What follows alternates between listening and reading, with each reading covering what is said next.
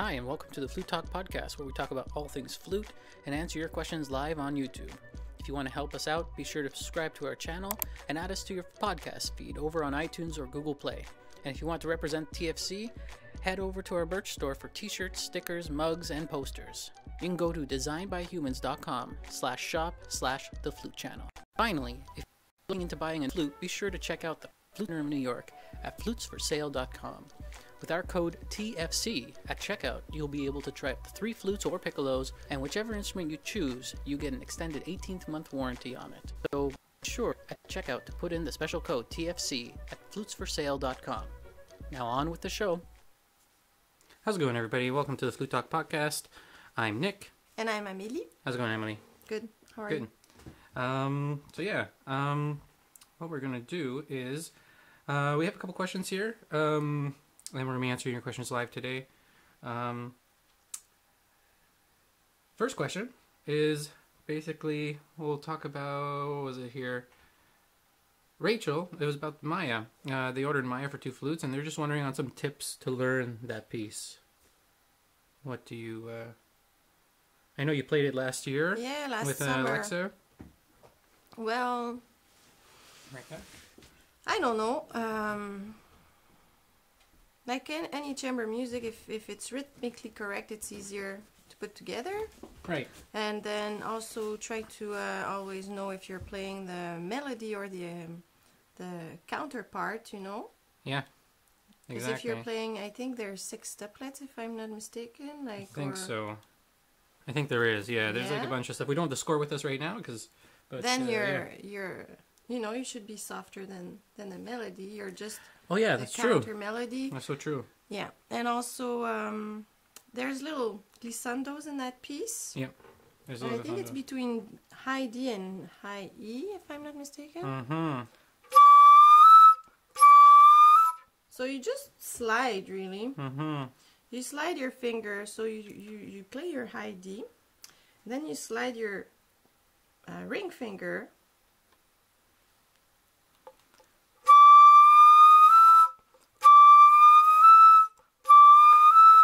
And you can put, but really it works even if you don't do it. Mm-hmm. You can put down your index so you can play an A, and you play the harmonic of the A, which is the high E. I think it's pretty much that.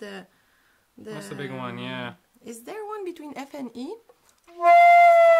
Oh, yeah. Yeah, it is. There is. So I think there's one between F and E. You play the F, and then you slide your, you go down very slowly to add your middle finger.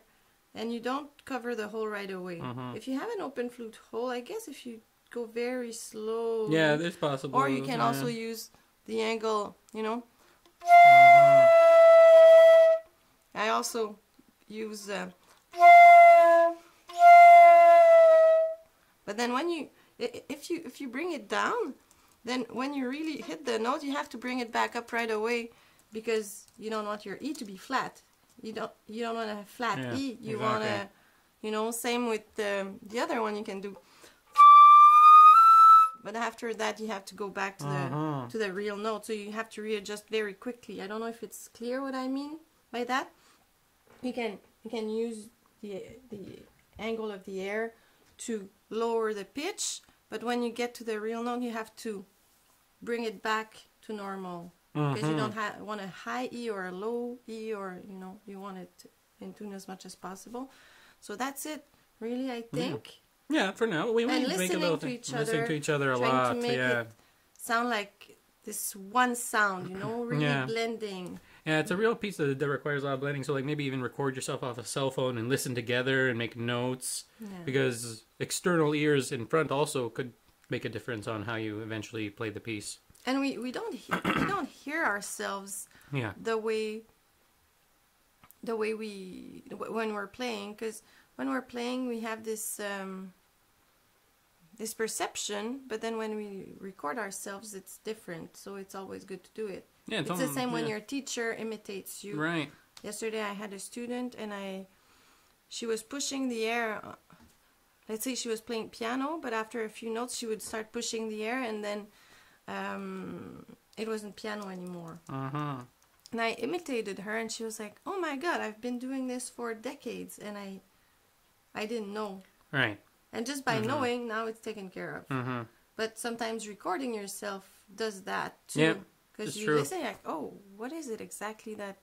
Oh, it's that." You know. That, yeah. Sometimes it's easier to have someone else say, "Here's what you're doing." Sometimes you hear there's a problem, you don't know what it is, then you might need someone else to find it for you. Exactly. Yeah, but when I learn chamber music or any music, I tend to record myself and listen. Oh yeah, that I tend to as well too. But it's true that piece in particular is really a piece about blending the sounds together. Yeah. Because it's slow and it's got this. And even with the piano, it's about blending. Reminds me of Moldau a little bit because it's the whole blending of two flutes type of thing, making it sound like it's one seamless flute, and then there's a solo line eventually over it. Totally. And you really have to give it to each other. You know, to just hand it. Yeah, totally. Yeah. So hopefully that answered your question. And also try to find, images or some inspiration in some movements or some images or some taste or smells or whatever. And something peaceful, I would say. Something... Eternal and stuff like that. Like, floating. Yeah. Back to that inner voice thing. It's also like with your own voice, I always feel like we always think we sound a specific way, but when we hear ourselves talking, we have a different perspective. So it's like a head voice. So there's like head voice, head flute, all that stuff. It's kind of interesting. Yeah. So it's always good to record yourself so you can understand what are your tendencies, how do you do things, because we think we know, but then maybe we don't. Maybe we do, though. Maybe by chance we do. So hopefully that answers your question, Rachel. We might do a little walkthrough of that one day, about a little playthrough together, because we need 2 players to play that for just practicing duet edition. I have a heart. Grace Pupikowitz. Hopefully I'm pronouncing that right. I'm having a hard time picking out music for my auditions. Any tips? Auditions for what? There's probably auditions for what? If you're still in the podcast, let us know what. Is it Grace. University? Is it a university? High school band? Well, usually it depends.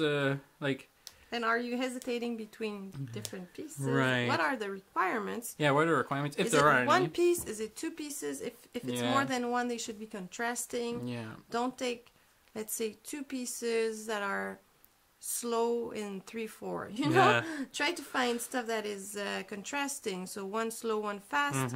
Not 2 baroque. One baroque, one modern, or one classical, one.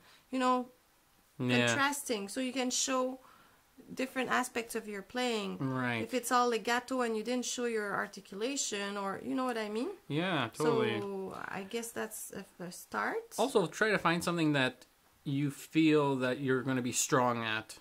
That's always a good positive thing to bring into an audition, and not pick something that's very difficult and it was difficult from day one and then right to the audition it's still difficult. Pick something that's going to be something that you're going to really show off, because that's what I think all the time. Like, you don't want to go over your head to impress because they're playing this piece, you know. It also depends how much time you have to learn Exactly. If you're a fast learner. Yeah.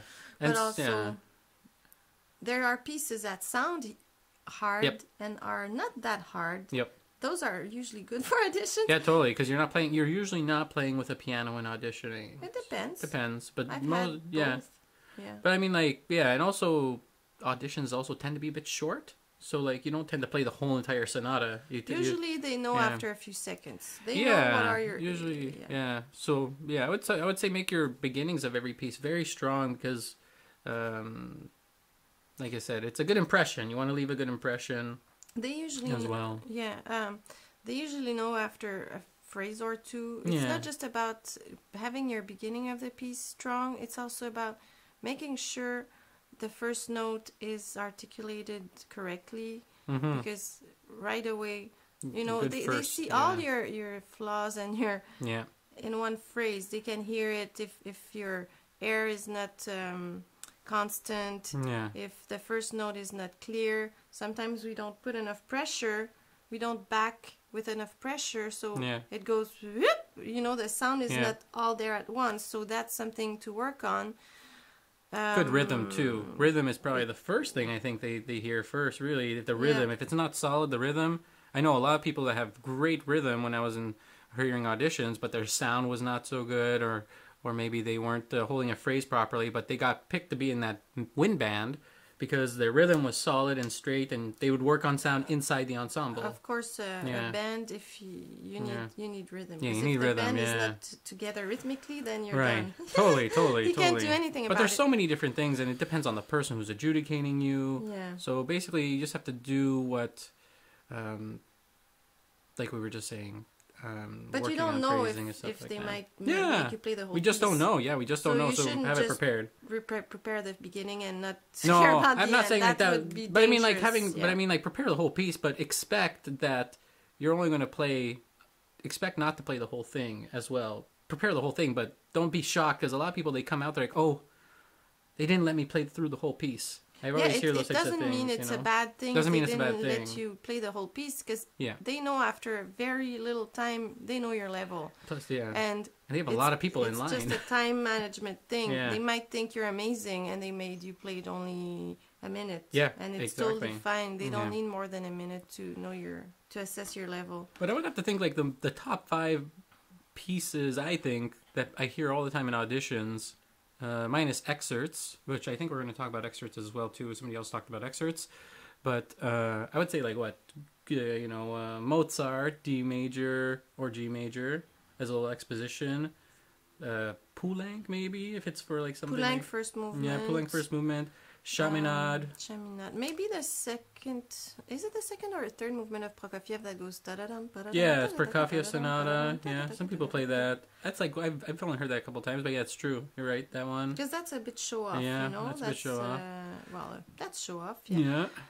Foray fantasy. I used to hear a lot. Yeah. Because it's short. It's 5 minutes. Also Enesco, Cantabile Presto. Yep.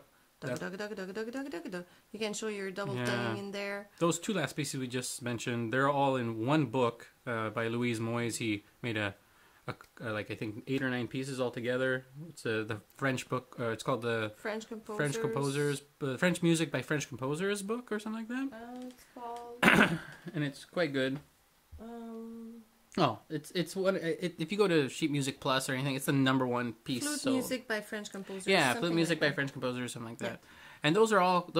Most of them were all concours competition pieces for the Paris Conservatory. Concours is not a competition. Concours is when you finish your conservatory. Okay. It's your last recital. They call it concours. Mm-hmm. It's like a master's degree or you know. Yeah. That's concours.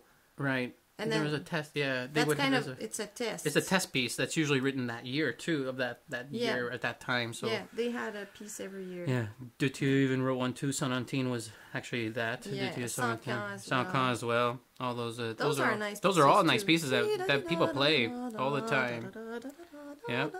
And there's so many. Griff's poem is one of the big American ones that a lot of people play for auditions.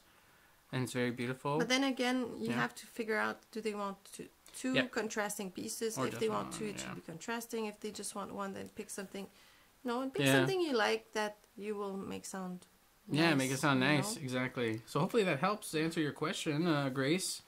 Also, if you're in high school, there's a lot of like I said, we just mentioned a lot of those pieces. They're very approachable. If your level is a bit lower than those pieces, you have some Vivaldi concertos like the El Cardellino. It's pretty good for competitions like Bach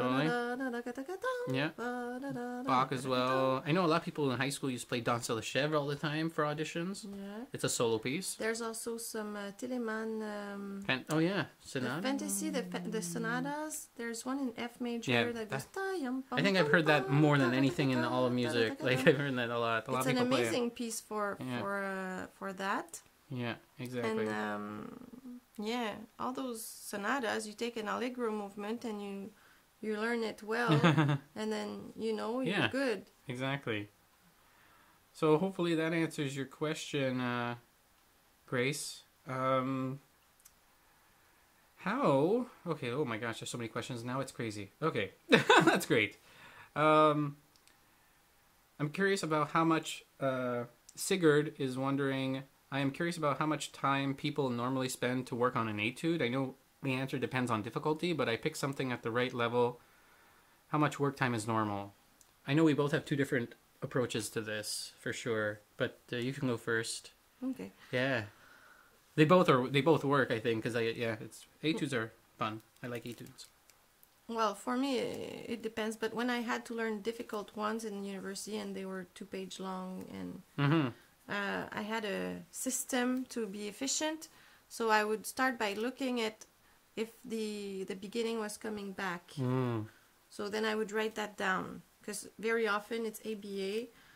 And so if the beginning was coming back, I would check until when, and then I would just put little brackets to know that this part I didn't have to learn twice. Right. And then I would learn by section. So I would learn one section and practice it in a loop. So take, let's say, 3 lines and practice one line 3 times, second line 3 times, and go like this. And then the next day I would go 3 lines at a time, you know, and I wouldn't redo the part that's coming back because I already know it. So that was the learning part. And how long would that usually take? I had to study a week. Yeah, study a week. That's yeah. Huh. And that was efficient for me because also I think I've said that before, but the memory, you have your working memory and you have your long-term memory. And when you learn anything, it's a good thing to know that your short-term memory, your working memory cannot hold that much information at once. So if you play the whole etude from beginning till end, at the end, when you start over again, you don't remember the whole thing. You might remember the beginning and the end, but in the middle it's a bit foggy. Because you can't remember all that. But if you repeat a smaller section, then that becomes embedded. That can go in your long-term memory, which is infinite, you know. Right.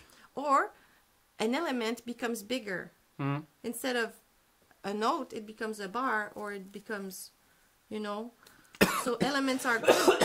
When you work like that, you group elements. Right. It's also a big thing when you learn something to try to group things, because if you think about each note separately, it's a lot for your brain to manage. But if you group, let's say 5 notes going up into one word, if you may say, then a frequent pattern. Yeah. You learn patterns, and then those patterns become elements. Then you don't have 7 notes, you have 7 patterns. So it's, you know what I mean? Yeah. So that's how I would do it. And then at the end, I would just practice the whole thing to be able to practice, to play it from beginning till end without stopping, you know. But I would learn by little pieces back then, and I thought it was efficient. It was more efficient than doing beginning till end, and always make the same mistakes in the same spots. And also, if I made a mistake, I would redo the line 3 times or redo the phrase, you know. Yeah. But it's both, you know, you still have to practice playing the whole thing. And if it's very easy, I don't have to do that. I do that when it's more difficult. Because then I need to be more, how do you say that? Systematic. Okay, yeah. You know, when I have little time to learn something difficult, I try to be more systematic. Yeah, that's very good. Interesting, yeah, totally. You can also, if it's not that difficult, you can play the whole thing, and when you make a mistake, then you repeat that part. This way you don't repeat to repeat. If you can play it right away.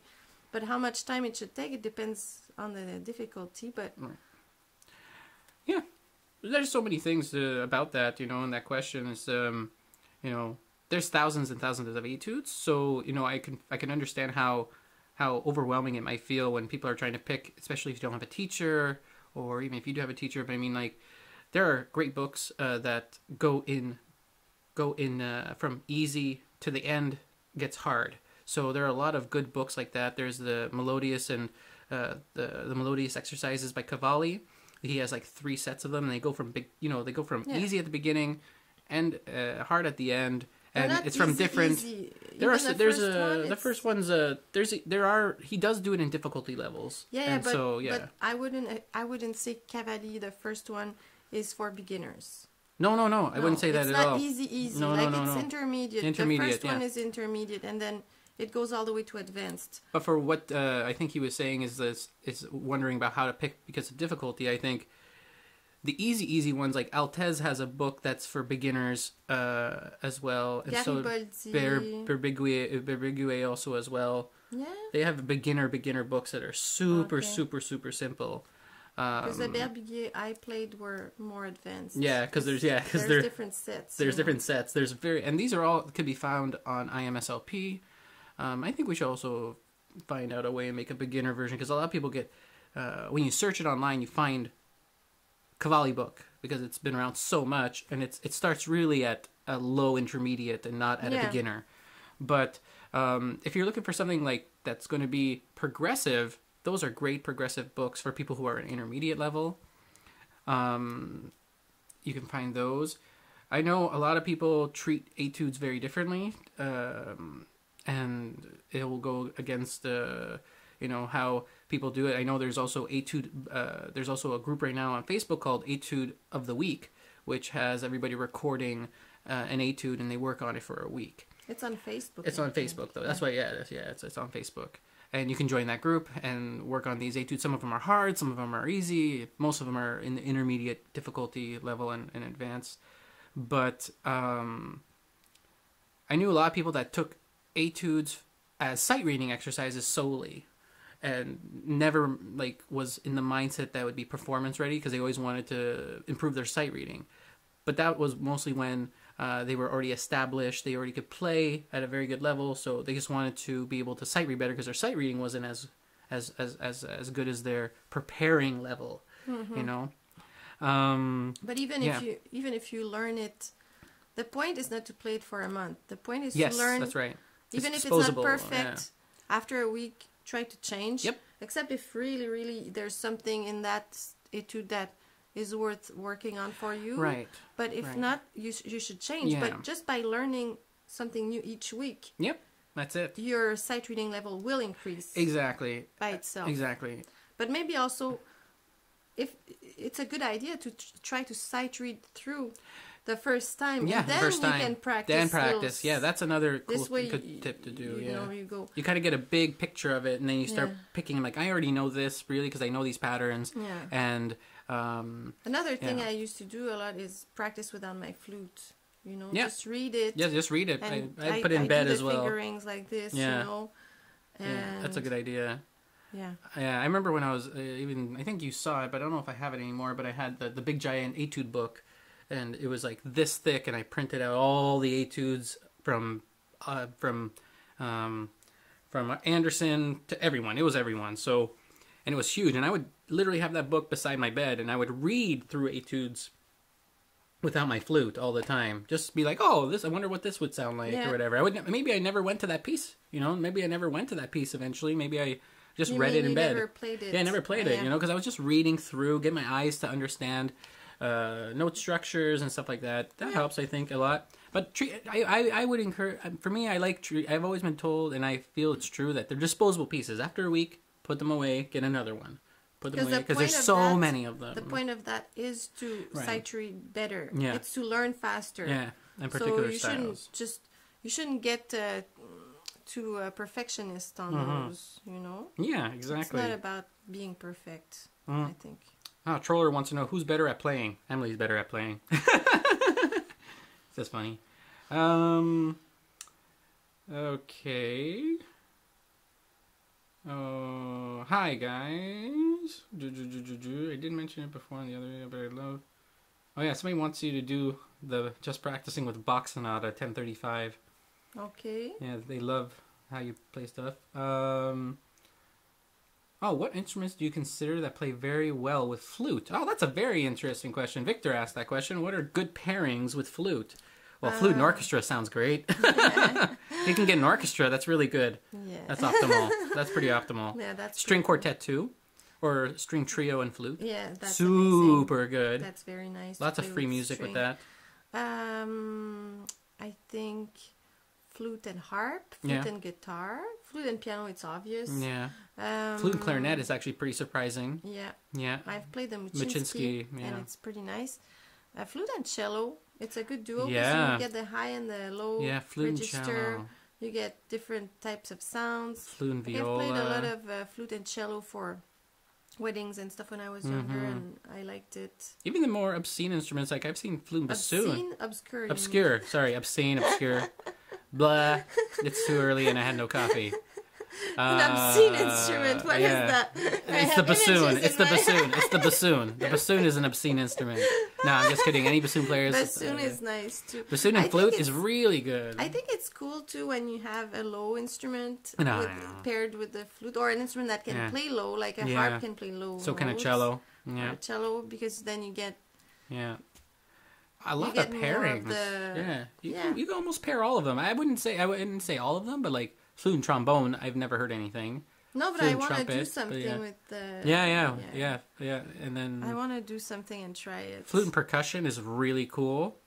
Flute saxophone is cool. I've done that a couple times with improvisation. It's really cool. But I always feel that when there's no bass... Oh, there has to be a bass, yeah. I meant like drums. No, but what I mean is when there's no bass instrument, instrument that can play low notes, right? You get tired of it after a while, because the bass is like... It's a supporting... It's the base of the pyramid, really, you know? And you put the high notes on top of it. Right. If there's nothing under, I don't know. But, like, the Muczynski is beautiful. I'm not saying, or even two flutes or a flute quartet, or it's nice. There's so many. But I'm just saying, I have a tendency to like when there's some... A large dynamic range, I guess? The full dynamic range of sound? Yeah, like, the whole keyboard, Well, makes sense. I like that. Yeah, makes sense, totally. It's all a question of taste, I guess. Just going to go back to Grace. She says it's for local bands / college. So, like, with bands and stuff in college. So, the requirements are just solo pieces. Just one. Just one, it looks like. And I really want to impress. So, yeah, there's, like, there's a lot of stuff. There's also, like, Bach Sonata. If you can't get it, there's the Bach Sonata in A minor, a solo A minor. Like, A minor, I think. But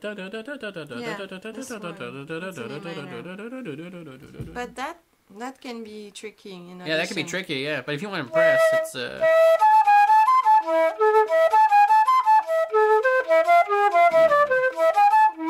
But that I wouldn't advise that personally. Except if you have amazing lung capacity. Yeah, Chaminade. Because if you play that piece, you have to either because you can't breathe in many places. There's no breathing parts. Yeah, and sometimes people that are not advanced, they have the feeling that if they take a breath and it's seen, it's like a monstrosity. So they try to take very quick breaths, and they're always out of breath. When you should just play your note, take a breath, and go on, because you're alone, and it doesn't matter. You can just leave that low note there and breathe and go back. But sometimes they try to not breathe or make the breathing so seamless that it can be a disaster, that piece. There's a lot of there's so many different things. The French book, there's so many things in the French book. You could pick one of them. A movement of a Vivaldi concerto can be very good. Telemann, like the Il Cardellino, like we said before. Because you have all that part that goes like this, I think. Then you have. There's that there. No, that's the D major. But you have a D major scale in there. Yeah, that's all too. D major. Yeah, there's a major in there. It's there. Da, da, da, da, da, da, da. And then you have the. Right. Yeah. So there's a lot. Kind of, there's 16 notes. There's so much choice. The Blue Book is really interesting. There's also you see the French composer book? The Blue French composer book, sorry. Because there's a lot of blue. We love making blue books and then blue books. It's not very precise. Really, so check sheetmusicplus as well.com. No advertisement there. No ad placement. But I mean, like, there you go by flute and there's like, they show the Blue Book. They show Bach Sonata, not the A minor, but the regular sonatas, Telemann, like we were just saying. Yeah. And Chaminade, and they even put the tango etudes. The tango etudes are great etudes to play as too, but they're actually like really performance pieces by Astor Piazzolla. Those are fun pieces, not for the auditions, but I mean for etudes to learn. So yeah, just to go back on that. How do you play in tune on piccolo with other flutes? Silver Flute is asking that. Huh. Well. You gotta really practice with your ears. You have to really open with your ears. Plus, having a tuner, I had a tuner for a long time with piccolo in front of me that Also, wasn't making noise. Yeah, plus the piccolo, it doesn't have the same tendencies as the flute exactly. Yeah, it doesn't. Like the C sharp, it's not the same thing. The high D. Also, intervals. It's like a lot of intervals Yeah. don't do the same thing as on the flute at all. So it's a good thing to practice with a tuner, so you know what are the tendencies of your piccolo. Totally. So that's the first thing when you practice Yeah. alone. Then you can practice with a drone as well. Yeah, drones help learn too. to be in tune with when you play an interval. There are drone apps that you can find online that can actually play multiple different types of drones. Like you can play the whole range. Instead of buying a tuner, like a tuner costs a lot of money that plays drones. It's very expensive. It could be $100. Yeah, I have that. Like the I don't know TU-15, how I much think it that was. TU-15 is about Let's that say much. you have this, and then you can play with it.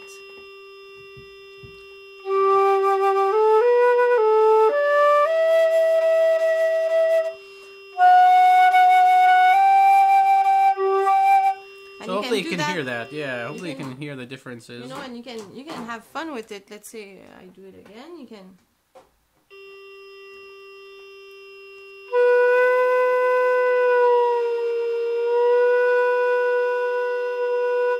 And try to, play high and low and see, how does it sound when it's high, when it's low, when it's... So you make references that way. That way when you're in the live field, you hear those differences quickly and you can change on the fly. Those are developing that long-term memory of hearing those types of pitches. Because if you try to be perfect, even when you're practicing, then when are you learning? Yep. We don't learn from being perfect. We learn from making mistakes. So try to make those mistakes when you're practicing, I guess, would be the best time. Technical thing too with the drone stuff is that if you have an app or if you have one of these things, like a TU-15 by Boss, make sure you buy the AC adapter because that drones drain the battery the most out of everything. Okay. Especially if you're on your iPad or something like that, plug it in if you want to do long drone work because that just drains the battery like crazy because it's really... Yeah, now you don't need to buy that because I bought that when I was... But it's a great tool I still. bought that 20 years ago, but... Yeah, you can find... Now you can get the... 20 years ago, we didn't have smartphones. No, we didn't, exactly. So you have to have that, exactly. But now I wouldn't buy it. No, not necessarily. necessarily, yeah. There's several tuners that... I would probably use my phone. Yeah, because I think they're pretty close. So hopefully that helps with that question, Silver Flute. Yeah. Okay, let's see here. Wow, so many. Okay. What are the best conservatories to apply to, and what's the process of choosing a school based on our experience?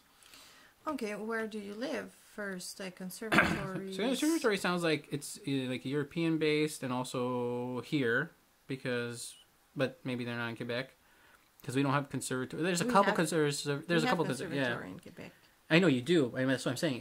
In Quebec, we do. Yeah, but in Canada, not really. It's just universities and colleges. There is the Royal Conservatory, but that's just in Toronto. But the actual they do schooling. exams Everywhere. But I mean, the actual school. Yeah. And then there's like Boston Conservatory. There's the New England Conservatory.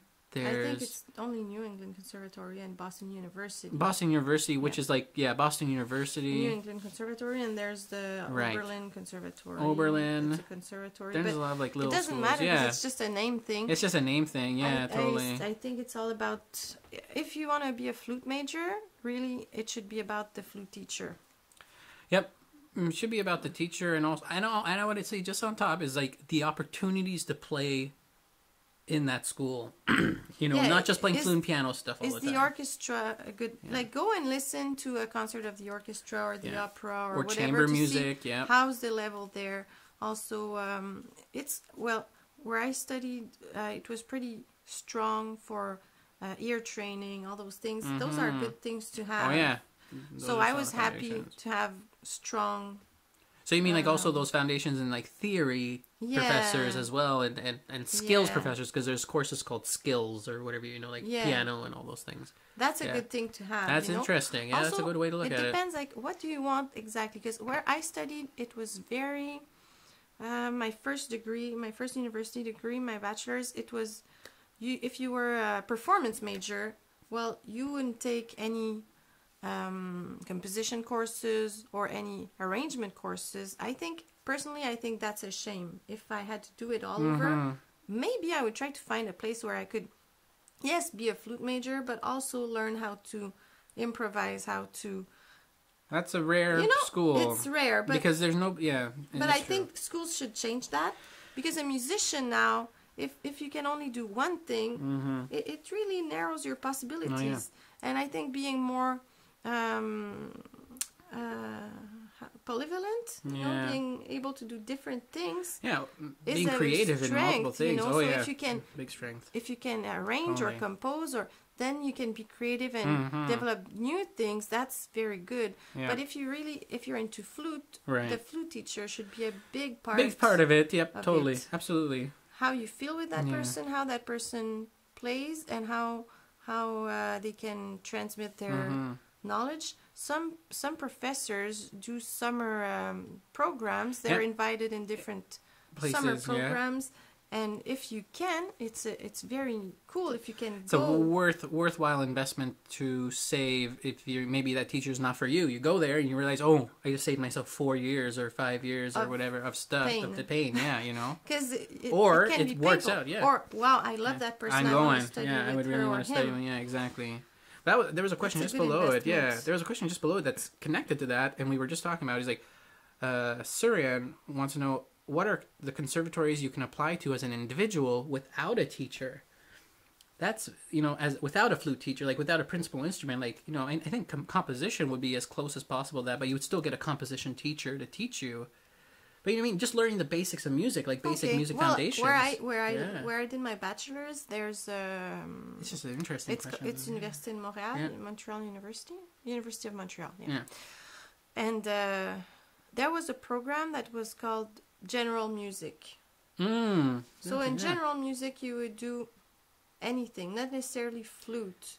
So you would do a little bit of everything. Probably. Yeah, a bit of composing, a little bit of instrument, a little bit of, but you didn't have access to everything either. Right. But maybe it was a balance. It's a balance, yeah. But you had skills, you had all those different things. That's interesting. Is that really what she means in her question? The other question was like, what? Teacher. No, that was a question just below it. In addition, just like it wasn't the same person. It was two people, but one comment right after each other. But basically, it's just like what is the processes of choosing a school based on your experience? So like but even if you do everything right, you can have surprises. You know, it's life. Because there's so many people that go through an audition too. When I chose my university, I thought, my previous teacher in college was saying, pre-university we have here, was saying, oh, you should go study with her. I studied with her. I went and saw her at a festival in the summer camp, and it was okay. But then after a year, I was like, she's always saying the same stuff. I'm not learning that much, I wasn't that happy with her. And I had done everything, But maybe I just listened to my teacher saying, go study with her. And I didn't really ask myself, who do I want to study with? That's it, right. Yeah. Because sometimes also teachers, human beings are like that. We're connected. And sometimes I think that teacher gave her job that she had, when she finished her degree, that university professor said, oh, so there's a job there, you should apply, and she got in because she had that reference. So then she felt obliged to send her students to her. You know what I mean? Sure. So you should do your own searching for yourself. Yeah, totally. Because sometimes people feel, I should send her my students. Yeah. And maybe getting references as nice like as she was and everything, maybe she didn't realize that she wasn't giving me what was best for me, but she was kind of trying to give back to someone who gave to her, and I don't think she was doing that to be mean or anything at all, but I'm just saying, human beings, we do things without even knowing we're doing them, so you should check for yourself and not just let life throw you around, I guess, Totally. And really, what is it you want? Yeah, really do that. It's good to get references from people and stuff, but in a way, really look inside. And there's a lot of people out there. There's a lot of people who've recorded themselves and professors that out there they can actually reference. You can even just listen to them online and see how you feel about them, and then even email them. People have a lot of people can be directly master classes online, and you can see their style. Are they more authoritarian? Are they more friendly, creative, open, so many different types of styles, so many different types of educational styles. Because look, last week we had a comment or a few weeks ago about a person who went in Masterclass, right, played, and the person laughed. Yeah, laughed at them and at her flute because it wasn't working. Like, really? Like, do you want to? Instead of working around, instead of not mentioning that. If you're stuck with that person for 4 years, like, you might not be, in a pleasant space. Yeah. Yeah. Absolutely. It's important. Because it's a close relationship. Yeah, it's true. Oh yeah, it's a very close personal relationship. You're one-on-one, Yeah. And when you're young, you give all your hopes to that person, saying, "Bring me, I'll do what you say. Bring me where I want to go." That should not be abused. Yeah, totally. Hopefully that answers your question a little bit. If it doesn't, you can ask us anytime, and we can evaluate. It's all cool. Expel Beast wants to know any good value books of etudes. Yeah, the Cavalli book is a really good valued etude book. There's also that Louise Moyes made a very easy one, 40 little pieces. That's not a study book. I know it's not a study book, right? But I'm just trying to think of really good beginner etude books, though. Like that's. There's Garibaldi. The Garibaldi. Those are free, 40, I think. What is it called? There's a lot of Garibaldi. Yeah, there's a Garibaldi. If you go to imslp.org and type Garibaldi, there's so many studies for Garibaldi. I think they're the easiest ones. I think he says it's easy. Or there's easy, yeah. I might make an article about that on the flutechannel.com website for you guys, so you guys can go to the right places to find with links and with stuff. like easy, intermediate. That's good. That way you guys can know that. I'll work on that this week, so you guys can check out the flutechannel.com website for that.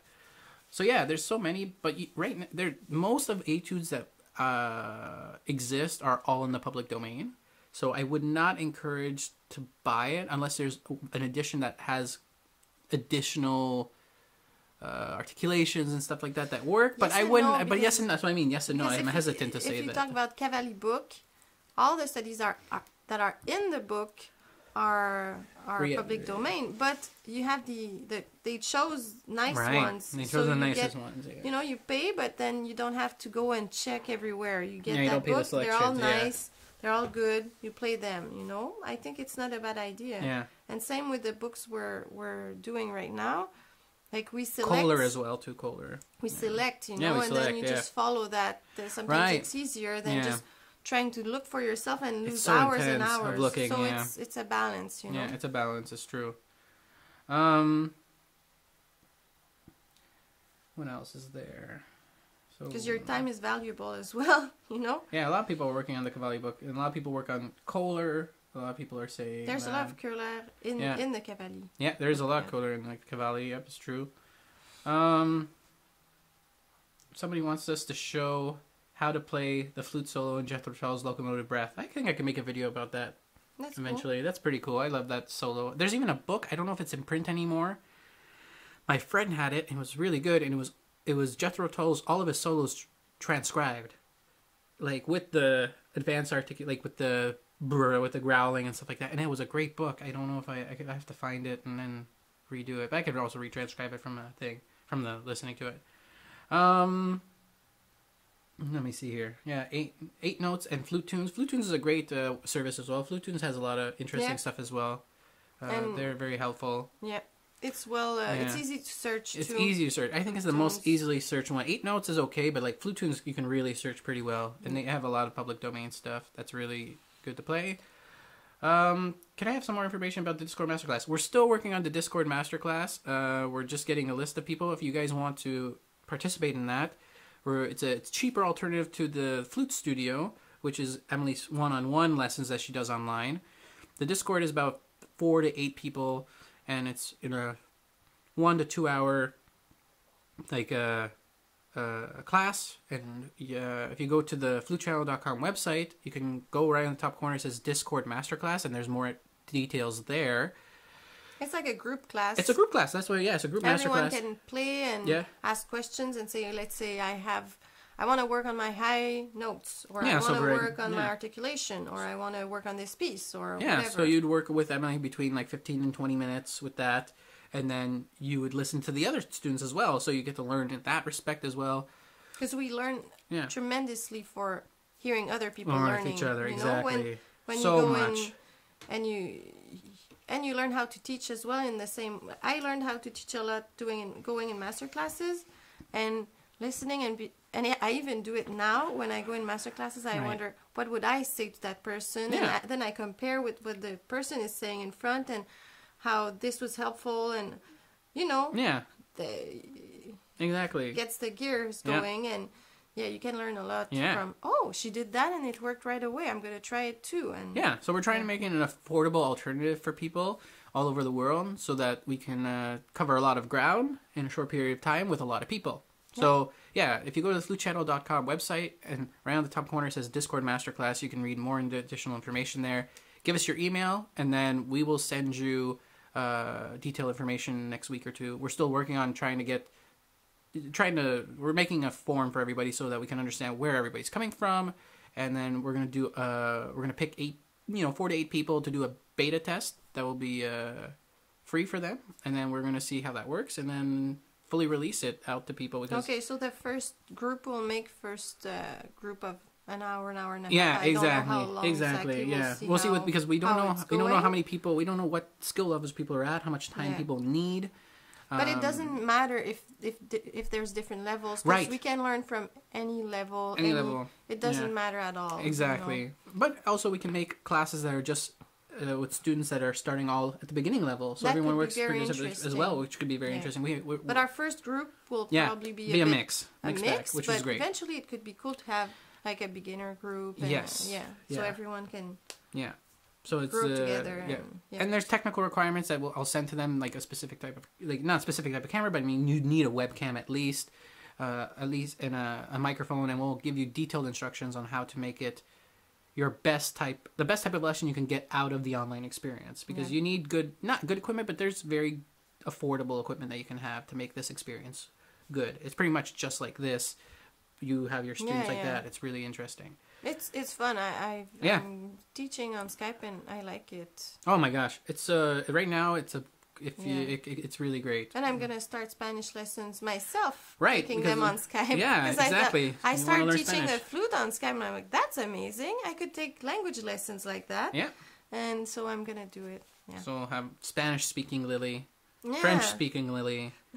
English speaking Lily, maybe German speaking Lily. We don't know. I've taken a lot of German classes in university, but I've forgotten a lot of it. But I guess it's somewhere in my brain if I reignited it. But... Right. Exactly. Spanish is better than my Spanish. Is better than my German. Boré Anglaise, is that the Boré Anglaise is the Jethro Tull thing, right? Can I see? What is it? Boré Anglaise. Yeah, I think so. Is that, huh? That's a great piece. We'll have to play that soon. That's fun too. Those are fun little pieces. Yeah. Maniac. Maybe you could play it on the flute and I could accompany you on the piano. Maybe, yeah. Cool. Or even on guitar too. You could play the chords. Yeah, I'm not that good. I don't know a lot of chords on the guitar. I have to. So this summer I want to take a couple of. Maniac of Baritone says, "Hi guys, I live in Australia and I'm looking for good universities. Is it a good idea to go to a mainstream university, or should I go to a university that focuses on the arts or music? Depends what your needs are. Depends what you do." I did my bachelor's in a very renowned university. I would say it's a mainstream university. It's a mainstream. Yeah, mainstream. It's mainstream. And there was a lot of high quality courses, and it was also the demand was high. They were asking for a lot of work and everything. Yeah. So for skills, I'm happy. It brought my level up. But for creativity, I think it lacked space to breathe. Right. And then I went and did my master's in a university that's a bit more small and more liberal arts type of... it's a liberal arts college. It used to be. It's a liberal arts school. Well, it depends, because they were two universities that One was more Right. business and one was more liberal art, and then they mixed together. But at your point, they were liberal arts at your time. At my time, Yeah. and also the music department, the way it's run, it's more free. It's Right. more. Sort of, yeah. It's The like, music department is part of the arts faculty, so you Right. have dance and you have. So I was able to do collaborations with dancers. Right. I was able to do all types of different things, compose a piece for flute and Yeah. electric guitar, do all those types of things, Yeah. and I liked having that space to be creative. Right. But in a way, I'm happy I went to the other place first to get my skills strong and then Right. being creative with those skills. But even the liberal what arts you- school also can also solidify your skills. Like a place like Also, Oberlin, like a place like totally. Oberlin is that's a liberal arts school that just but does it's music also and very drama. mainstream because it's very well renowned. But it's also super tiny. Yeah. It's actually it's the smallest biggest liberal arts school in the world, you know, and it's just the arts, Yeah. you know. So like you said, those types of schools have that openness to you can go to dance studio and do something with dance or do something with drama or do something with whatever. But both have their strengths, both have their I weaknesses. have to say, I was very happy in the place that was a bit more open. Yeah, the liberal arts. Because Most it was people for my personality, you know. Yeah.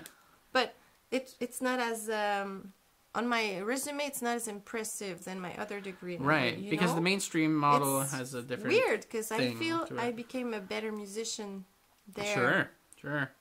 Yeah, exactly. You It's know? that thing that we can talk a million years about that, but like, you know. yeah. But who cares in a way? Yeah, About just whatever fits your needs, you know. If Yeah. you want to be creative and still have strengths, but you want to really work with an open thing, And you it's go also there. about the teacher because Yes. the teacher I had when I did my master's in that school, he was just amazing. Right.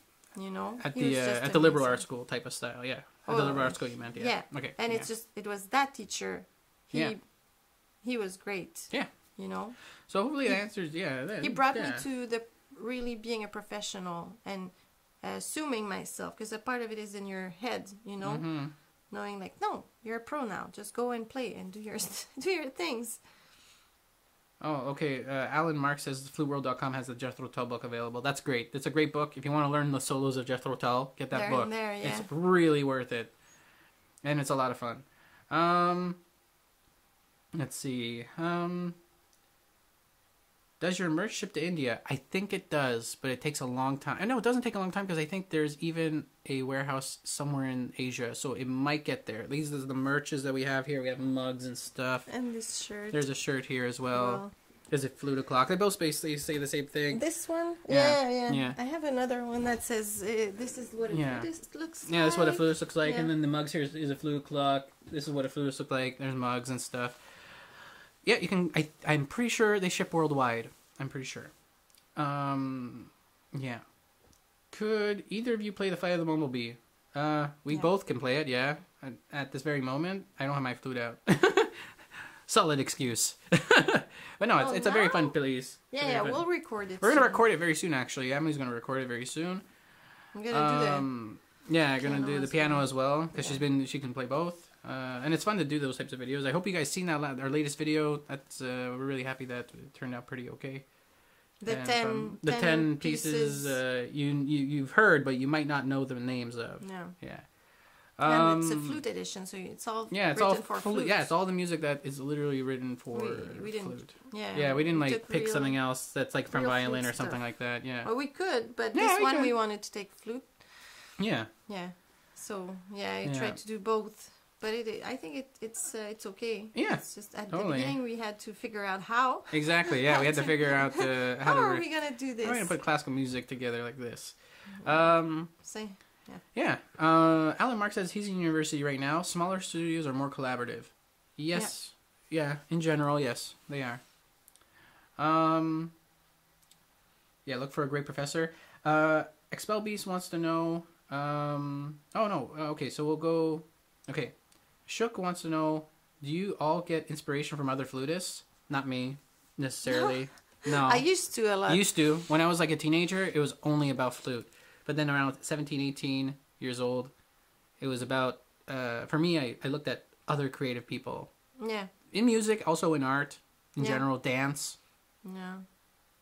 But yeah, you were faster than me because I was a big flute. It depends, right? Like listening to a lot of flute, but I think I needed to hear a lot of sounds and hear a lot of, find my own sound and everything. And also I wanted to learn the repertoire, so I was listening to all the stuff I could find. And now less, I listen to other instruments, even other styles. Mm-hmm. And as you said, I go to the theater and then, it's inspiring to see other art forms, but you get inspired by because they're all in the ether. Yeah, but I mean, like just art in itself it's the whole ether of it all relate. Sorry, they all relate together. And I think when you go to the theater or you work with people in different fields, it all. But I still get inspired by flutists. Yeah. There's some. But it's just. I think it's also part when you're learning and you're searching for your sound. It's very good to listen to a lot of it. Good point. And you listen to the vibrato, and this person vibrates more like this. This person starts the note and then starts vibrating more, and then and then you can hear the colors and hear this and that. And I still get inspired every summer when Alexa still comes to our when festival. we do our festival. Yeah, it's true. I'm very inspired by her. Yeah. She plays amazingly. Yeah. And when I listen to people like that, which are rare because in the flute world there's so much different types of flute playing, but that type of flute playing for me, I take references from that because I understand the physics of it and how much it makes sense, because you have to really be percussive on the flute as well. And a lot of people don't think about being percussive on the flute; they think articulation, but really there's I always think of those types of. I grab those types of things from different flutists. So I'm like, this is that, this is this. Yeah, so you do get inspired. Yeah. It's just, maybe you were such a it's just flute slower geek at now. one point, yeah. And now you're more into and it's a lot. Stuff, yeah. But you still. I was absorbing super fast like a sponge, but now I feel with flute, particularly, it's much slower sponge absorption. Because I've heard so much. There's an age. Or when you get into something in the beginning, you learn. Yeah. Then at one point, also you're not as. It's like yesterday we watched a movie that was very so good. ordinary. Yeah, very ordinary, stereotypical. But I said when I was 15, I might have been surprised because I hadn't seen that much in life, so I would have been surprised by some of these things. But now, I have seen that movie 15 times in my life, so I don't have a surprise anymore. Right. When I was younger, any flutist that was a bit better than me, I was in awe, But now I need a bit more to be. Right. It's like when I was younger and I would laugh a lot at stupid jokes, and I was like, Dad, why don't you find it funny? He's like, I've heard those that jokes joke before. Yeah, I'm old. I've heard those jokes before. It's more difficult to make me laugh now because I've heard those there. So I guess it's maybe it's that, if you were starting the violin, maybe you would dive into it and be like in awe. Yeah. In front of every violin player that can play a bit better than you. This is a funny one, I guess. Can we settle this? It's flautist. Well, we spell flauta in Spanish. People say flutist, flautist. Yeah, because people say flutist, flautist. I say flutist. I can also say flautist. I'm not incapable of saying those words, but I thought flautist was because even Germanic, it's a flute. It's flute. Like there's no flute. A. There's no in A German, in it. It's flute. It's a O with the with the dots on top. That's the sound flute. But so flauta, like Spanish, Italian, like it's flautista. It's probably Italian because I don't think it's and it's not British either. Usually music terms are more Italian than Spanish, more Italian. So I would say it's Italian, not Spanish. But, I mean, they say. I thought when I was in university and I was wondering, should I write flute or flout or flautist or flutist? Flautist, What I understood from a discussion with someone was that flautist was how do you call that? An old thing that we don't really use anymore. Yeah, it's an old word mechanism. Oh my gosh, you're so right. I heard this too. Oh, we should make a video about that. You call this in French? I know the word. It's I know it, but it's not coming right now. But there's a word for that, Yeah. And it's language, a bit like if you say bravo, we don't really say brava and bravi, Yeah. Or it's a bit like when you say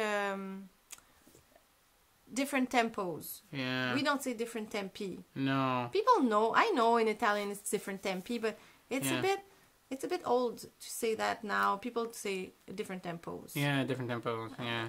I think because it's the evolution of the word. It's evolution of language and word as well. Like it's this progression. I think flautist we don't really use anymore, but maybe I'm wrong. But a big group of people do. Like British tend to be the British and Australian. They say flautist or flautist, but they say that.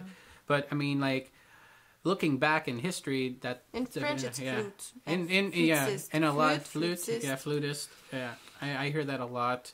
I'm not going to say it's a numbers game, and whoever have the bigger population wins. Important. We all understood. But, when I say flute, you know I'm talking about flute. When you say flautist, I know you're. I'm not disabled, not understand what you're saying. I don't think it's a problem. Yeah. I don't think. You can identify yourself at whatever you want. Flautist, flutist. I know what you're playing when you say both. You know. Yeah, exactly.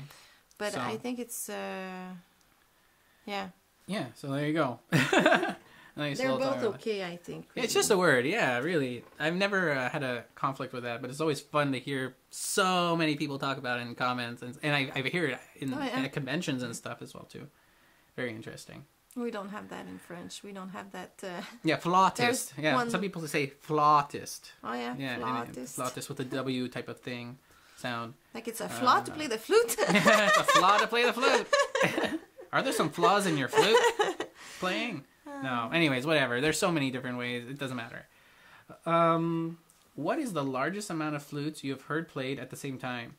I've heard flute orchestras. Oh, okay. Orchestras. Yeah. I've heard flute orchestras. Lots. Because I've seen a guy in the metro who puts a recorder up his nose and then plays other things. Yeah. I've seen sax. Well, what's that? Sax. I've heard 3 saxophone players. I didn't understand the question. Right.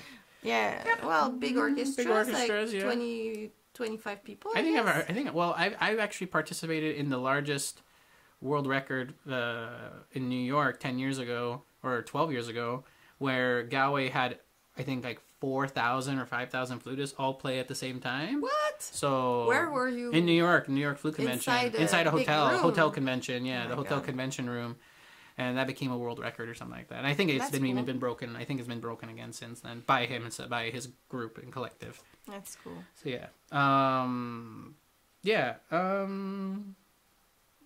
Emily says here, her conductor or whatever, the conductor says tempi. Yeah. Yeah, some people say it. Yeah. In Spanish, it's flauta. Yeah, there's so many. But it used to be a big deal if you said tempos. I don't think it is anymore. Like, I'm not saying it's wrong to say either. I'm saying it used to be like everyone would say tempi when it was plural, right. But now most people that are our age say tempos. Yeah. I had teachers that were older that were saying tempi as well. Yeah. Exactly. But who cares? Yeah, who cares? It's true. Is there something you all regret doing during university? Music-wise? I wish I played more, I guess. I wish I played more. But, like, yeah. No, I guess. I don't know. Something. Yeah, I wish I played more. I don't see life like that anymore. Like, I used to have a lot of regrets. And I used to revisit my decisions a lot. You know, and like, oh, maybe if I had went to this university or this teacher instead or that, my life would be better, or I would be doing this instead. But you know, we can't go back, and we make the choices we make, and we learn from our mistakes. We don't. The important thing is to learn, you know, from those things. And yeah, I was not very happy with my bachelor's degree teacher. And but then I found other teachers that were amazing, and I rebuilt myself stronger. Yeah. And you know, maybe I wouldn't be as strong if I hadn't went through that first. You know, there's things I wouldn't have learned, and it's life. You have to tumble and fall, and then get back on your feet and learn.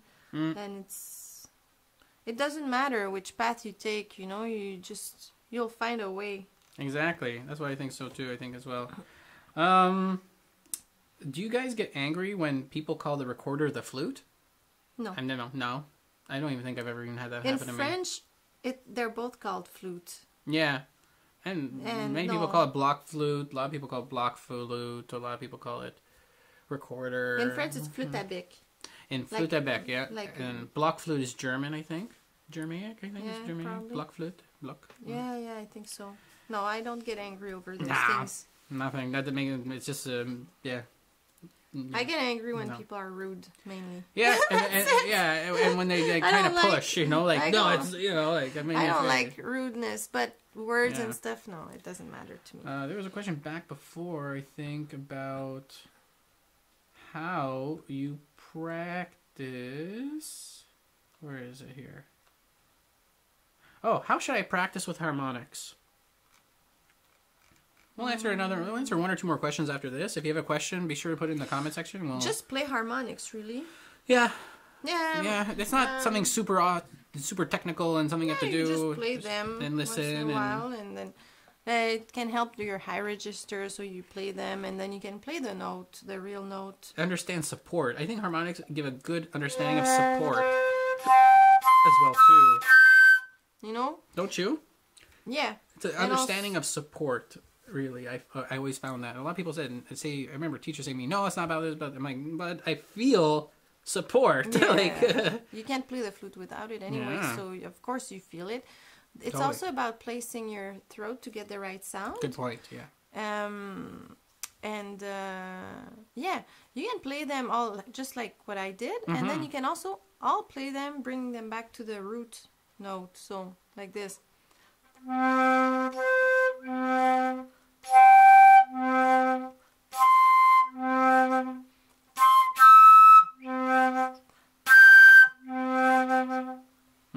That's interesting because it works your flexibility to go from one register to the other, and then you can also play them like, let's say you have a difficulty with your high G and you do, and then you can compare them. Your harmonics might be lower than the normal fingering, and you can try to make them match and all those things. People are begging you to play Flight of the Bumblebee right now. I didn't practice Yeah, it you didn't though, practice it yet. We don't know. Yeah. and I don't know where it is. but Yeah, me either. Oh, is that the? I can play the beginning maybe, I don't know. Oh yeah. Just answer another question. Yeah, I'll answer another question. Are there any flute solos that are very good but underrated? Yeah. There's so many. There used to be this book series. I don't know if it exists anymore. And there's 2 volumes, and I don't own them anymore. I don't know where they are. But Marcel Moïse arranged these, and not arranged these, but he found them, and they're. It's called the Golden Age of Flutists, and they're gold books. They're gold, and they have great pieces, great virtuosic pieces that are super amazing when played live. Not many people record them because it's just kind of fallen through the ether. They're very grossly underrated. There's like grand polonaises and stuff like that by Boehm, and there's a lot of great. There's also like Freischütz. What you know that thing who wrote that, Tulu or something, or Taffanel, the Freischütz opera based on Freischütz. I think Taffanel did that one. Super good as well.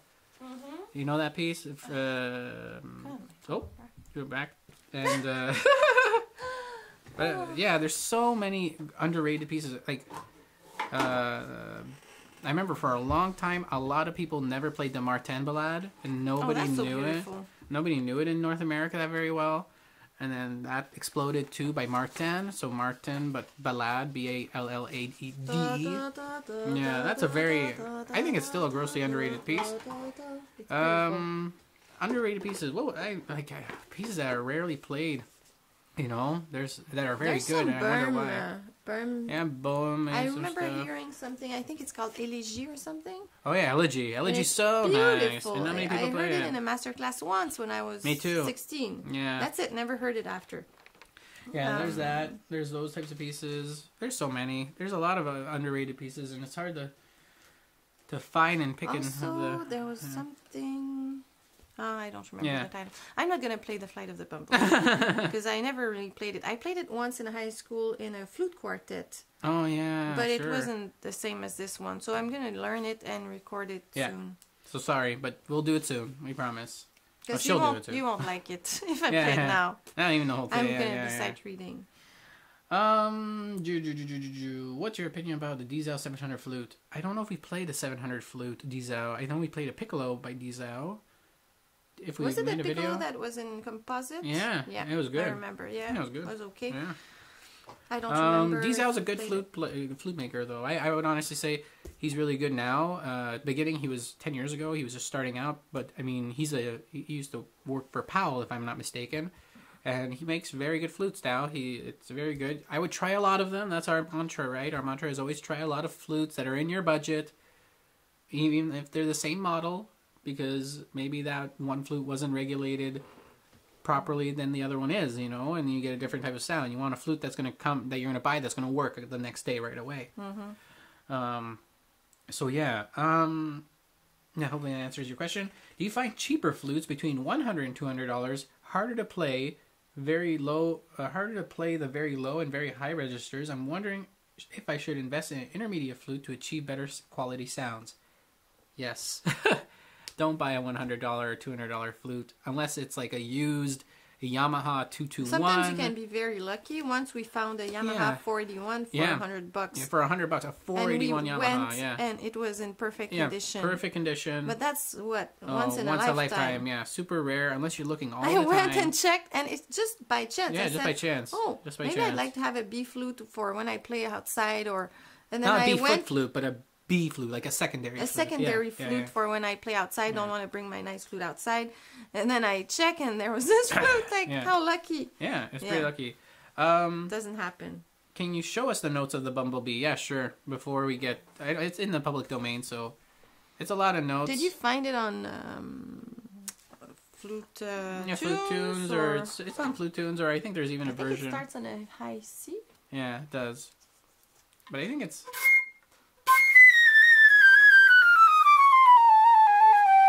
Yeah,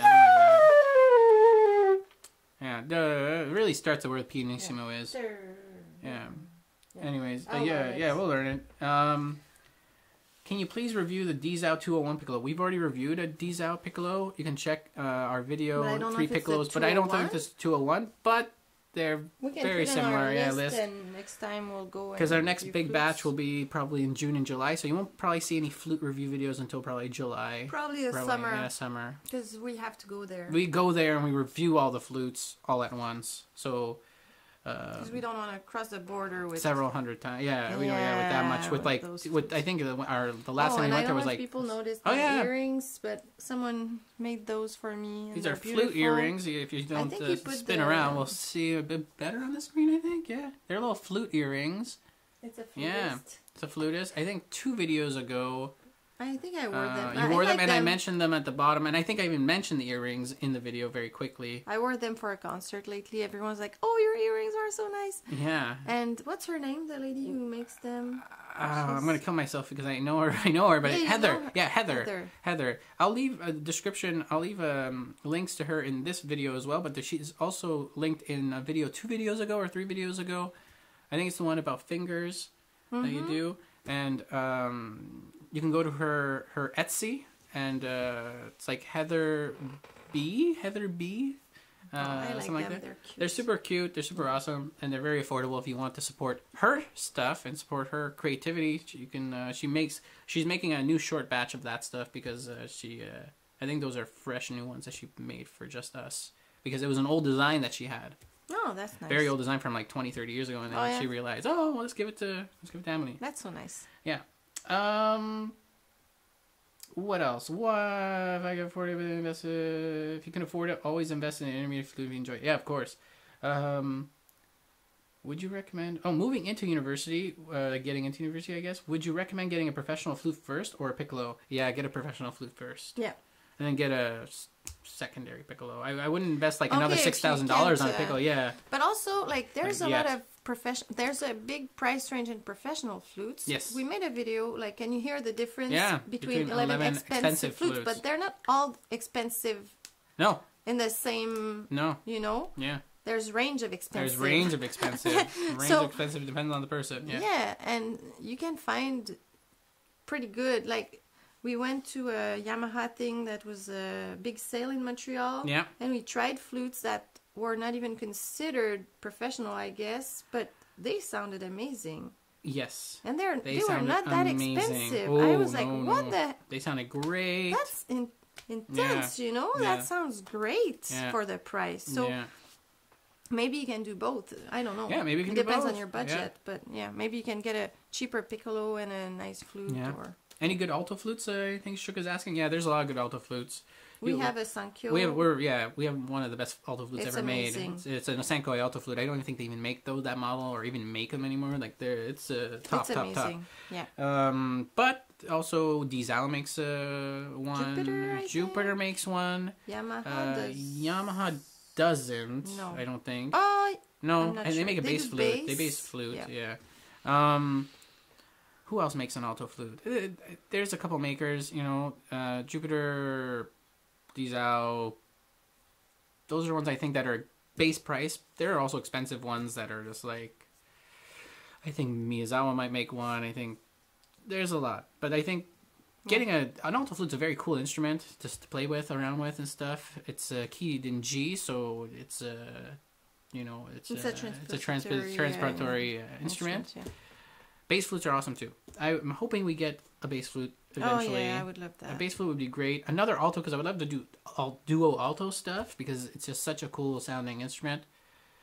But yeah, so there's so many. Yeah, you can go to flutesforsale.com and they have a whole list of all their altos that they sell, and those are the companies you can reach out to and find what's going to be good for you. So yeah, if that's everything, if that's all the questions, we will end off the podcast for today. And we do this every 2 weeks. And in between that, we do our Just Practicing series. And that's what we do. And if you want to know more, if you have any questions or comments, be sure to leave questions and comments down in this video for our next podcast so we can answer those questions. And and feel free to subscribe if you haven't subscribed yet. And if you like this video, please like it before you leave if you're watching this live. And if you're watching this not live, please be sure to like it. And yeah, we'll have a new video tomorrow on Mondays. And then we hope you have a great rest of the week. I'm Nick. And I'm Amélie. And we will talk to you guys next time. See you later. See you later.